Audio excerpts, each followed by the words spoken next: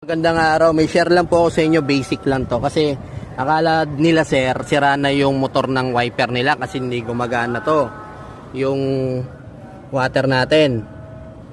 Ngayon, mayroon po kasing tinatawag na motor wiper, nandoon yan sa dito, sa ilalim nito.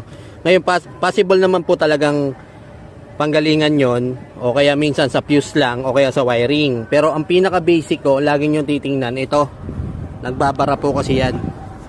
Teka, di kita eh. Teka lang po, hanap tayo ng kita. Ayan, basta hindi po gaano kita. Basta yung labasan po niyan. Ang pwede natin yung gawin, kuha kayo ng karayom, sundutin nyo muna yan. O kaya pagka ayaw pa rin, pwede natin hanginan yung hose na nanggagaling dyan sa loob. Ayan, may hose po yan. May mga dugtungan dyan. Pwede natin hanginan dyan. Pag ayaw pa rin, kailangan natin minsan sundutin yan. Nagbabara lang ho yan. So ito, sinundot lang namin. Okay na, gumana.